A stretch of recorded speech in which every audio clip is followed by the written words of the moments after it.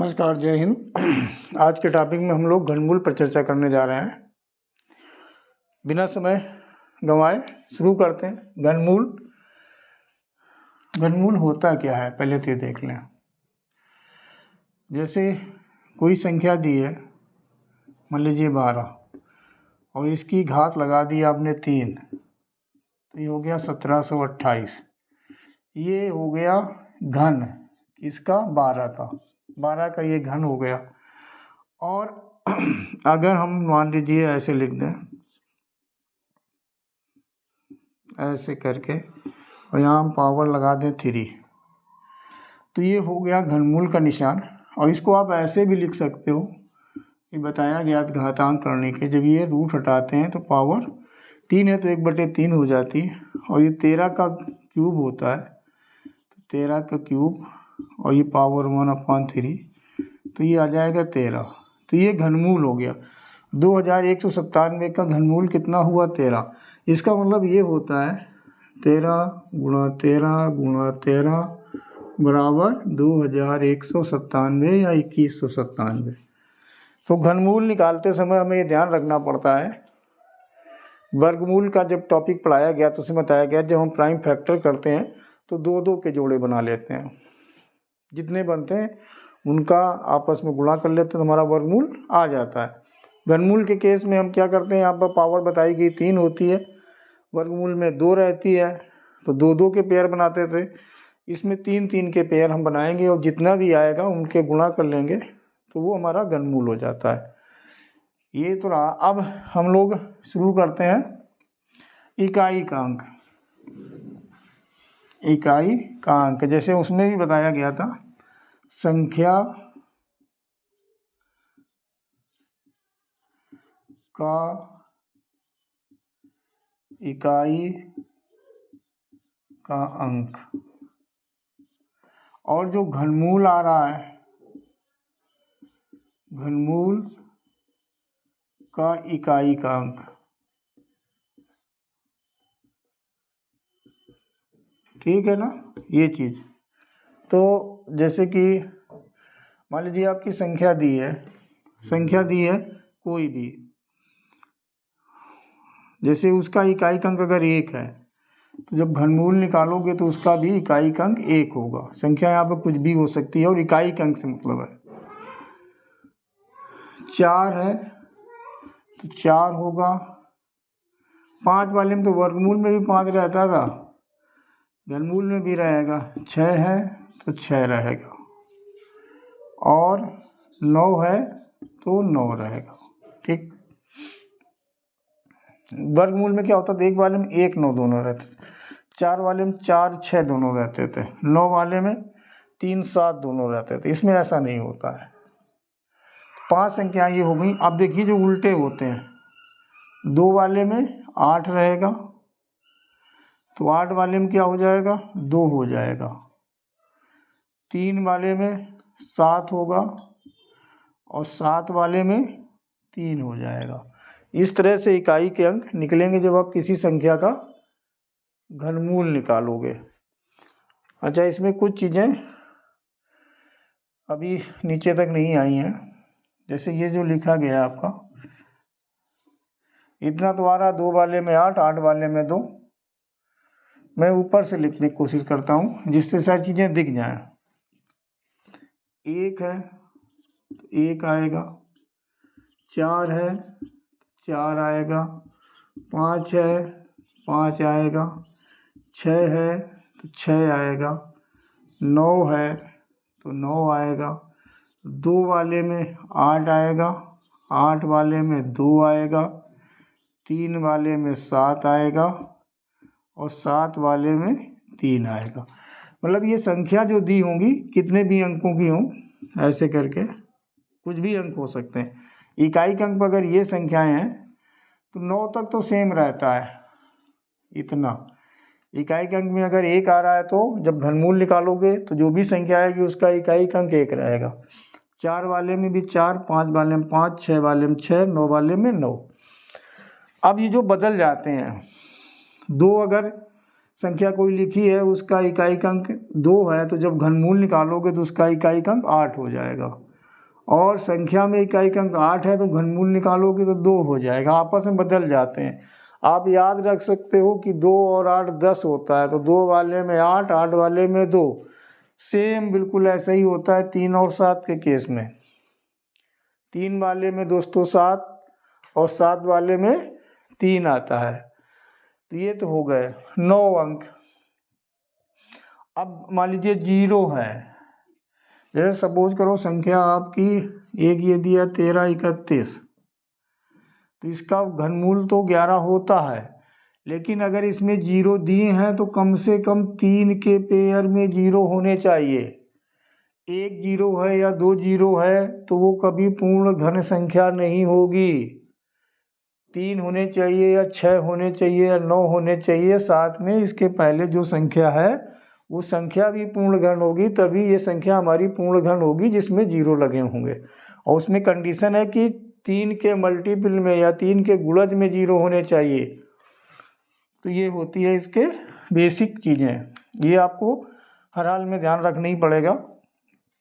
अब इसके बाद जो इसके लिए आपको और घनमूल निकालने का जो ट्रिक होता है वो अभी आप बताया जाना है।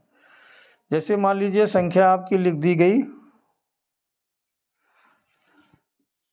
5832 का घनमूल निकालो, का घनमूल है।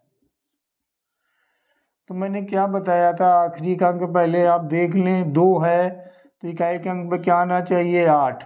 इसके बाद ये 3 संख्याएं छोड़ दीजिए, हर एक केस में आखिरी की 3 संख्याएं आपको छोड़नी रहेंगी। ये बचा क्या, अब एक संख्या बची 5, तो 1 के क्यूब, ये 1 के क्यूब से बड़ा है और 2 के क्यूब से छोटा है।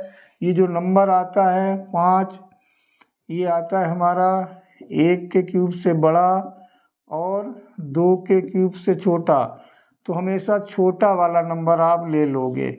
यानी ये 5832 का अगर आपको घनमूल निकालना है तो कितना आ गया, 18 आ गया। अब जैसे मान लीजिए दूसरा एग्जाम्पल, 9261 का घनमूल निकालो। तो यहाँ पर 1 है तो इकाई का अंक 1 बताया गया था, 3 अंक छोड़ दिए, 9, 2 के क्यूब से बड़ा है, 3 के क्यूब से छोटा है, तो 2 3 में छोटा क्या है 2, तो उसका ले लिया छोटा नंबर, कितना आ गया 21। इसका घनमूल क्या हो गया 21 हो गया। एक और एग्जाम्पल ऐसे देखते हैं, 13824 5 अंकों में आ जाते हैं, इकाई का अंक 4, तो घनमूल के इकाई का अंक 4 रहेगा। ये 3 संख्याएं आपने छोड़ दी, बचा 13, 2 के क्यूब से बड़ा है, 3 के क्यूब से छोटा है, तो आप ले लोगे 2। इसका घनमूल कितना आ गया 24 आ गया। अब देख लेते हैं हम लोग, मान लीजिए ऐसे कोई दे दिया गया 17576, इकाई का अंक 6 है, तो घनमूल निकालोगे उसके इकाई का अंक 6 होगा। 3 अंक आपने छोड़ने हैं, ये 2 के क्यूब से बड़ा, 3 के क्यूब से छोटा, तो 2 ले लेना है। इसमें कोई कंपैरिजन नहीं करना होता है कि कौन पास का नंबर है। वर्गमूल के केस में क्या होता था, ये देखना पड़ता था कि दोनों में से किसके समीपस्थ है, नियरेस्ट है, या किस में कम अंतर है, वो नंबर लेते थे हम लोग। इसमें चूंकि 4 6 देखना होता था, अगर इसी का हमें वर्गमूल निकालना होता तो यहाँ पे 4 और 6 दोनों की संभावनाएं होती किस इकाई के स्थान पर, तो उसमें ऐसा करते हैं, इसमें हमेशा छोटा नंबर लेते हैं। जो संख्या बची हमारे 3 अंकों के अलावा, जिन 2 संख्याओं के घन के बीच में आ रहा है उसमें से जो छोटी संख्या है वही आप हमेशा ले लेते हो। उसमें भी छोटी लेते थे, लेकिन करना क्या होता था, उसमें कंपैरिजन इसलिए करना पड़ता था कि जो 2 नंबर हैं उसमें बड़ा वाला आएगा छोटी संख्या के साथ या छोटा वाला आएगा। तो ये हो गए क्वेश्चन ऐसे। अब जैसे मान लीजिए बोल जाता है 675 को किस छोटी से छोटी छोटी संख्या से गुणा किया जाए, गुणा किया जाए कि संख्या पूर्ण घन बन जाए।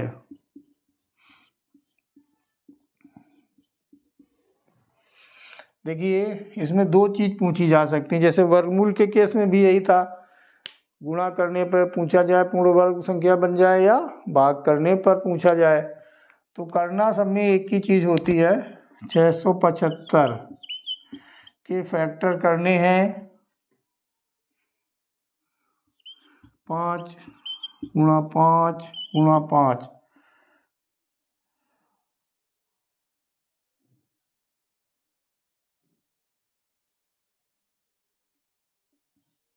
125 पचम 25 पंचे 125 नहीं कुछ 675 है, तो ये पहले 3 से कटेगा हमारा, 3 से काटेंगे 225, फिर 3 से काटेंगे 75, फिर 3 से काटेंगे 25। अब आ जाएगा 5 गुणा 5, 3 तिहाई 9 तिहाई 27 पंचे 135 पंचे 675 हो गया।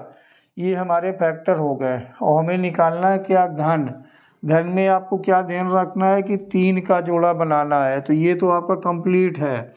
यहाँ पर हमारा कितना आया है, 5 2 बार आया है, तो हमें 3 बनाने के लिए 1 5 की ज़रूरत होगी। तो मतलब 5 से गुणा करने पर, किसको, 675 को 5 से गुणा करने पर संख्या पूर्ण घन बन जाएगी। ये तो अब आप ध्यान रखेंगे। अगर मान लीजिए ऐसा होता, दूसरी संख्या देख लेते हैं, मान लीजिए ऐसा होता कि ये होता 135, तो इसके जब हम फैक्टर करते 3 गुणा 3 गुणा 3 गुणा 5, और क्वेश्चन में यही लिखा होता कि किस छोटी से छोटी संख्या से गुणा करें कि संख्या पूर्ण घन बन जाए। तो यहाँ पर देखो ये तो जोड़ा हमारा बना ही है, ये एक बार आया है, इसको घन बनाने के लिए हमें 2 बार 5 का गुणा करना पड़ेगा। तो इनका जो गुणनफल होगा वही हमारा उत्तर होगा, यानी 135 को 25 से गुणा करने पर संख्या पूर्ण घन बन जाएगी। ये ध्यान रखना है आपको। अगर नंबर 2 बार आया है तो 1 बार गुणा करना है, और कोई नंबर अगर एक ही बार आया है तो फिर उसका 2 बार गुणा करोगे, तब वो छोटी से छोटी संख्या आपको प्राप्त होगी, जिससे गुणा करने पर आपकी दी हुई संख्या पूर्ण घन बन जाएगी।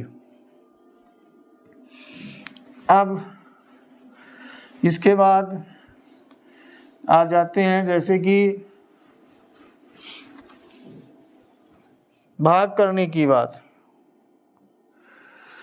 जैसे लिखा है 3600, संख्या दी है 3600 को किस छोटी से छोटी संख्या से भाग किया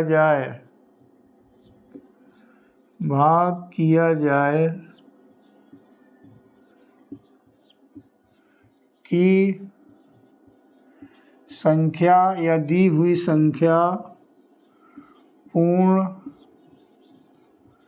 घन बन जाए। ये हो गया, वही रूल है, बस थोड़ा सा ध्यान रखना है। 3600 है, इसके हम जो फैक्टर करेंगे, देखो मैंने बताया 2 बार 0 आया तो 2 बार 2 और 2 बार 5 आप लिख लो। 1 0 का मतलब होता है 2 गुणा 5, 2 0 का मतलब 2 बार 2 2 बार 5, 3 0 का मतलब 3 बार 2 3 बार 5, ये तो कर ही लेते हैं। अच्छा पूर्ण घन है नहीं क्योंकि इसमें जीरो कितने दिए हैं, 2 दिए हैं। तो मैंने बताया था कि जब तक 3 जीरो नहीं है या 3 के मल्टीपल में नहीं है तब तक संख्या पूर्ण घन नहीं हो सकती। हालांकि ये भी नहीं है। अब 36 को हम क्या लिखते हैं, 6 गुणा 6, और 6 को क्या लिखते हैं, 2 गुणा 3 6, और फिर एक 6, तो 2 गुणा 3। तो अब देखो हमारा 2 आया कितने, इसको चाहे आप एक बार एक साथ आप लिख सकते हो। 2 हमारा आ रहा है 4 बार, और 3 आ रहा है 2 बार, और 5 आ रहा है 2 बार। ठीक, तो देखो इसमें केवल ये एक बन रहा है हमारा। अब इसमें बात क्या, भाग किया जाए तो इसके अलावा जितने ये चीज बची हैं आपकी, जितनी बची हैं इनको सबको आपको हटाना है, तभी ये संख्या पूर्ण घन बनेगी। अगर ये बात होती कि गुणा किया जाए तो हम क्या करते थे कि इनको 3 बार बना लेते थे। 2 बार है तो एक बार 5 ले लेते, एक बार 3 ले लेते, और 2 बार 2 ले लेते। उनका जो गुणनफल होता उस संख्या से इसको अगर हम गुणा कर देते तो संख्या पूर्ण घन बन जाती। लेकिन यहाँ पर भाग है, तो भाग के केस में बड़ी आसान सी चीज़ है कि जिसका 3 का जोड़ा नहीं बना है वो सारी संख्याएं आप अलग कर लें और उनका गुणा कर लें। जो उनका गुणनफल आएगा वही आपका उत्तर हो जाएगा। कहने का मतलब ये हुआ कि जो इनके घन के रूप में नहीं संख्याएं आई हैं या जिनके 3 जोड़े नहीं हैं उनका गुणनफल होगा, जिससे आप गुणा करेंगे इसको, वो संख्या पूर्ण घन बन जाएगी। तो अब गुणा करें, 2 तिहाई 6, 3 18, 5 90, 5 450, यानी इसको हम 450 से अगर भाग करेंगे तो ये संख्या पूर्ण घन बन जाएगी। 450 से भाग करने पर संख्या पूर्ण घन बन जाएगी। और अगर इसी से गोता गुणा करने पर, मान लीजिए 3600 था तो आपने फैक्टर तो अभी देख ही लिए, 2 गुणा 2 गुणा 2 गुणा 2 3 5 गुणा 5। अब इसमें गुणा करने केस में देखते हैं तो ये 3 का हो गया। अब यहाँ बचा कितना, 2। 1 बार 2 है तो 2 बार 2 और लिख दो, 2 बार 3 है 1 बार 3 और लिख दो, 2 बार 5 है 1 बार 5 और लिख दो। तो 2 दूनी 4 3 12 पंचे 60। मतलब इस संख्या को अगर हम 60 से गुणा करने पर ये संख्या पूर्ण घन बन जाएगी। तो ये केस होते हैं घनमूल और वर्गमूल के। तो पहले बता चुके हैं घनमूल में किससे गुणा करें या किससे आप भाग करें तो वो पूर्ण वर्ग संख्या बन जाएगी। तो बस इतना कॉन्सेप्ट आपको हमेशा याद रखना है।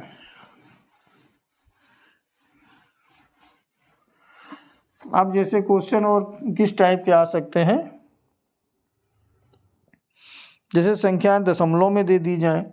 अब ऐसे कहीं दिया जा सकता है, ये घनमूल का निशान है 4 सही 12/125, इसको हल करना है। तो ये 3 लिखा है, इसके मतलब हो गया घनमूल निकालना है। इसको आपको क्या निकालना है, घनमूल। तो आप इसको भिन्न को मिश्रित भिन्न है, इसको इम्प्रॉपर फ्रैक्शन अनुचित भिन्न में बदल लें। कैसे बदला जाता है, इसका इससे गुणा करेंगे 125 का 4 से गुणा करेंगे 500, और जब इसमें 12 जोड़ेंगे तो हो जाएगा 512 और बटे 125। तो ये हमारा 8 का हो जाएगा, ये 5 का हो जाएगा, और ये क्यूब हो जाएगा, और ये जो पावर 1/3 आएगी उससे हमारा ये सब कुछ खत्म हो जाएगा। आंसर आ जाएगा 8/5। अच्छा, दशमलव वाले केस में क्या होता है, मान लीजिए ऐसे क्वेश्चन आपका दे दिया गया 0.00216 ऐसे। अब दशमलव लगा कितने पर, 3 3 6 अंक के बाद। इसमें अगर दशमलव का क्वेश्चन आएगा तो दशमलव आपका 3 अंकों पर लगा होगा या 6 अंकों पर लगा होगा या 9 अंकों पर लगा होगा या 12 अंकों पर लिखा होगा। ये मैंने बताया 3 के मल्टीपल में ही होगा, क्योंकि जब 0 3 के मल्टीपल में होते हैं, क्योंकि अगर कोई लास्ट में इकाई के अंक पर 0 आ रहा है तो वो भी 3 के मल्टीपल में होते हैं। तो दशमलव की संख्याएं जो होती हैं वो भी 3 के मल्टीपल में होती हैं, तभी उनको आप घनमूल पूरा निकाल पाओगे। तो अब होता क्या है, जैसे 3 के पेयर कितने बन गए, 2, तो 216 का वर्गमूल होता है 6। पेयर 3 के कितने बने आपके 2, तो 2 अंक पर दशमलव लगना है, ऐसे करके ये हो गया इसका घनमूल। 216 का घनमूल तो आप जानते ही हो। और 3 के पेयर बना लिए हमने, तो कितने बने 2, तो 2 अंक पर दशमलव लगाना है। या ऐसा कर लें कि 6 अंक पर दशमलव लगा था, अब हमें घनमूल वाली संख्या में लगाना है, तो 3 के पेयर में लिखते हैं, तो 3 से 6 को भाग कर दें, कितना आ जाएगा 2, तो आपको 2 अंकों पर दशमलव लगाना पड़ेगा। अब मान लीजिए ऐसा क्वेश्चन दे दिया गया कोई 0.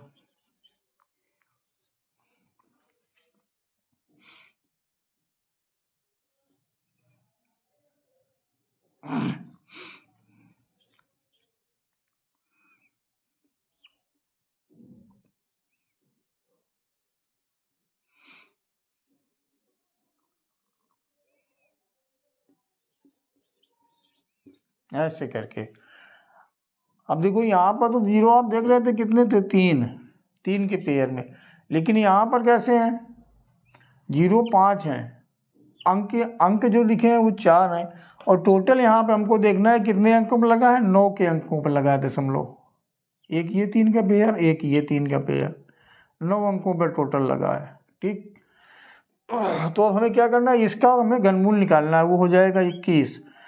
अब हमारे यहाँ पेयर कितने बन गए 3, तो 3 अंक पर दशमलव लगाना है, तो एक 0 लगा देंगे, फिर ये हो जाएगा। तो ये हो गया आपका 0.021 इसका घनमूल। ये ना देखें कि यहाँ पे पेयर आपके ये 0 5 आए हैं, तो आप कहाँ लगाओगे, मतलब संख्याएं 3 के मल्टीपल में होनी चाहिए यहाँ पर। वहाँ पर तो ठीक था, 3 अंक थे, 3 0 थे। यहाँ पर देखो इसलिए मैंने बता दिया 4 अंक हैं, 5 0, टोटल कितने हैं 9 अंक। 9 अंक के बाद दशमलव लगा है, 3 के आपके 3 पेयर बनेंगे, या 9 को आप 3 से भाग करो 3 आएगा, तो इसका घनमूल जो भी आएगा उसमें हम जब दशमलव लगाएंगे तो वो 3 अंक पर लगाएंगे।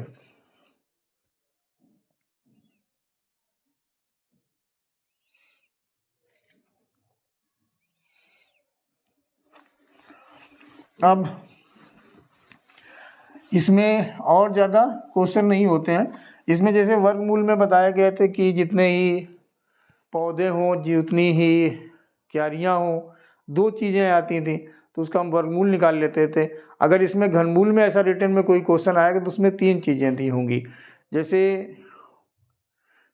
एक खेत में जितनी क्यारियाँ हैं, एक क्यारी में जितने पौधे हैं उतने ही फूल लगे हुए हैं, तो बताइए कि कितनी क्यारियाँ हैं। तो उस केस में जब 3 बार रिपीट हो जाएगा तो उसका घनमूल निकालोगे आप। तो घनमूल ज़्यादा बड़ा टॉपिक नहीं होता है, आपको घनमूल फैक्टराइजेशन मेथड से निकालना होता है, और जो इसकी सारी ट्रिक्स रहती हैं वो अभी आपको बता दी गई। एक ही रूल होता है उसको कम समय में निकालने के लिए, बस आप यार एक बार वीडियो देख लेंगे, घनमूल की आपकी प्रॉब्लम खत्म हो जाएगी। नमस्कार, धन्यवाद, जय हिंद।